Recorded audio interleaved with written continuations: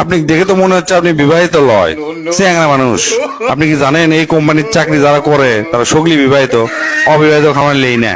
কৃষক জানেন বিবাহিত লিলিয়ার সুবিধা কি, এরা বাড়ির যাওয়ার চায় না, বুঝছেন? বইয়ের খেসা নিতে বাড়ির যাওয়ার চায় না, অভিযোগই থাকে যতই গেলায় নাকি।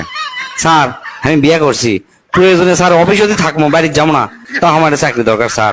আমারও একই অবস্থা স্যার, আমার না ইন্টারভিউ নেন, আমি আপনি এর চাকরি করতে চাচ্ছি। ঠিক আছে লেন, আপনি বউ লেডা রচনা করেন, যদি সুন্দর করে কভার পারেন তাহলে আপনি চাকরি কনফার্ম। স্যার খবর পাবো না মানে? আমার নিজের অভিজ্ঞতা আপনি করছি শোনেন।